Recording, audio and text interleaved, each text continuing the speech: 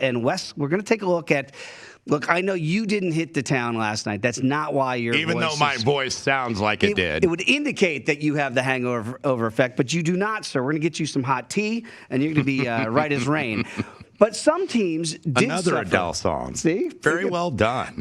Some teams did have the hangover effect, and you and I talked about it on the Green Zone on Sundays. I hope you're watching the Green Zone. If you're not, shame on you. But the Chiefs, we talked about it 2 weeks ago when they lost on Sunday night to the Ravens. And we thought, well, I wonder if there'll be a hangover effect against the Chargers. Of course not. They're back home. It's Pat Mahomes. And then it happened, right? And then they kind of give up another game. Forget about ATS, but straight up here 2 weeks in a row. So we're starting to kind of follow these trends of teams like Seattle that we saw 2 weeks ago give away a game at home against Tennessee. And then what happened Sunday in Minnesota, right? Didn't look like that hangover kind of lasted. So I don't know if the Chiefs are going to have a 3-week hangover, okay? Because Philadelphia, watching them last night, they looked a bit overmatched. You would assume that the Chiefs would be too much for the Eagles, but you are going from the Midwest now to the East Coast, and you are laying a significant number of 6 on the road. What do you make of what we've seen from the Chiefs? And is that hangover effect it's a game that you really had won, like they did up 12 against Baltimore Sunday night 2 weeks ago, and then you give away the following week? Yeah, and look, I thought last week, okay, maybe that's now baked into the cake now. It's like they're laying under a touchdown at home. I know the Chargers are very live and very game, and people had expectations for them, but you thought, okay, maybe this could be the get right. And really, they never ran away from the game. It was close pretty much throughout. They actually had to come back to tie it late, and then of course 30-24 final score. So the adjusted number was 6.5, or the look-ahead number was 6.5, and then after what we saw, or going into what we saw on Sunday, went all the way down to 5.5. Reopened back on, I believe, Sunday night it reopened 5.5, so there was a point adjustment downwards against the Chiefs, obviously, before we saw Philadelphia on Monday night. So, look, we see Philadelphia look bad or get blown out on Monday night.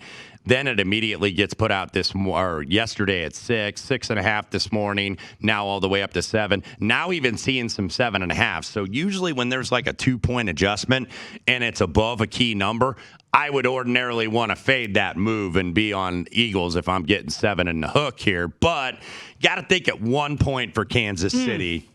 At one point that they're going to get it right. And it's like, okay, at some point they're going to lay somebody out and they're going to prove that they're still the Kansas City Chiefs. And you look at the schedule, because now the Kansas City Chiefs, by the way, are in last place in the AFC West. And they're 2-12 ATS. Yes. Dating back to last year. I mean, at some point, you're right. They have to, at some juncture, become the Kansas City Chiefs once again.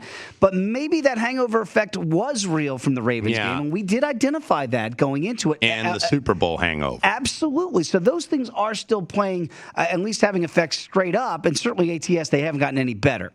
If you want to identify a team this week, Wes, that might be suffering from the hangover effect going into this Sunday, could there ever be a worse loss? Arguably, I don't want to say the history of football, but what the Lions suffered on Sunday in a game they absolutely had. What was it? 4th and 29 for Lamar Jackson. I think it was 4th and 18 on their own 17, and then they get a long pass, and then of course where it led to, Justin Tucker, all-time record field goal, 66 yards, hits the crossbar and goes over. You can't make this stuff up.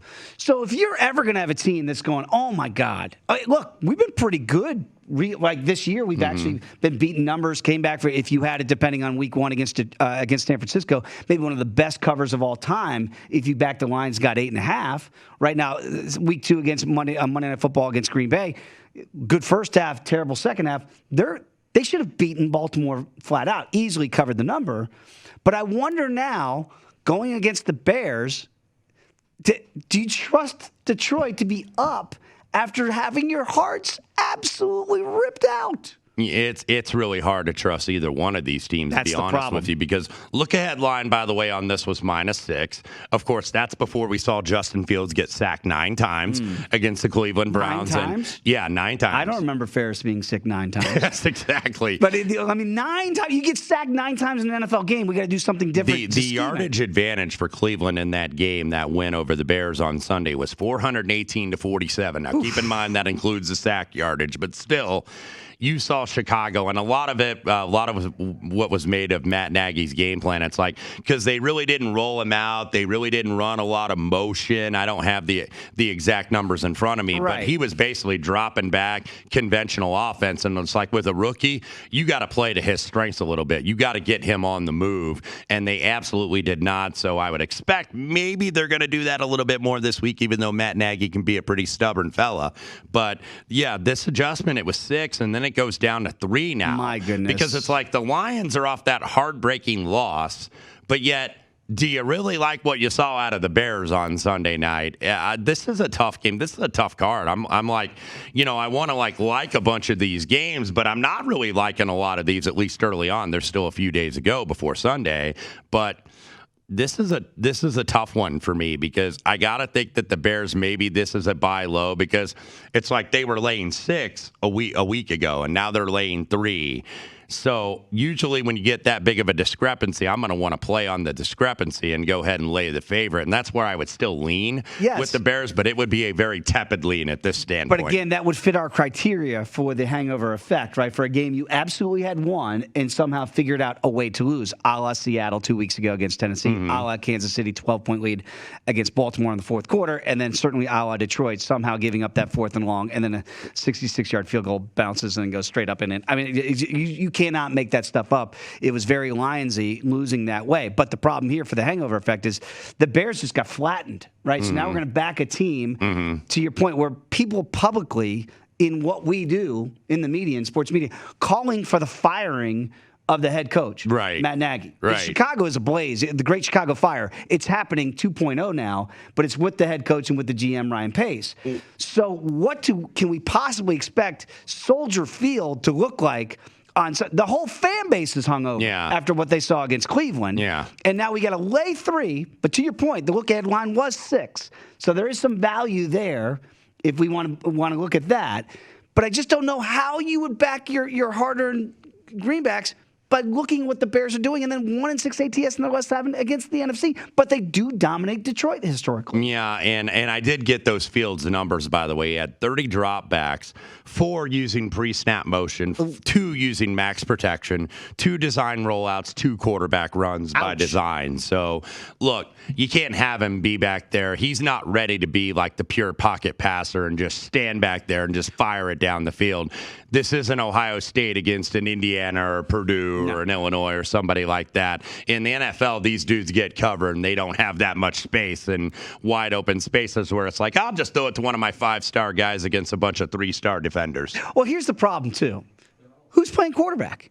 We don't know right now who's technically playing quarterback Sunday. Because Dalton is still questionable, and I know Nagy has come out and said if he's back and healthy, he's going to be the starter. But now you got Justin Fields perhaps making his awaited debut as a starter at home, and then you say, well, we're going to wait on that, and we're going to go back to Andy Dalton. How's that going to go over? Well, here's the other problem.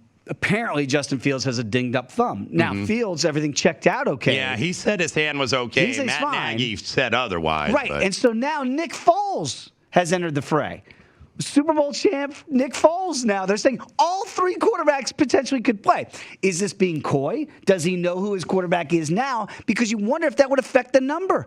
Okay, look, the over-under is 42.5. Do you feel any better if Nick Foles is a quarterback, if you want to play the over there? And he might be being coy. Now, keep in mind, this was the same Nick Foles last year that he said this to Brian Griese. I don't think he thought Brian Griese was going to go to the air with it on Monday Night Football, but said, look, there are times where Matt Nagy calls a play, and I have to change it, and I have to audible out of it because there's no protection up front. No. And look, that doesn't go over well, obviously, with your teammates, even though Nick Foles was being candid and telling the truth. So it's like, has the offensive line gotten any better for the Chicago Bears that it did last year to where Nick Foles had to audible out of plays because he knows the protection is not going to be there? Well, hasn't he seen any given Sunday? Don't you know that you're disrespecting the game and the people that came before you, Jamie Foxx, if you change Al Pacino's plays? Because you can't do that. That's the whole rule, right?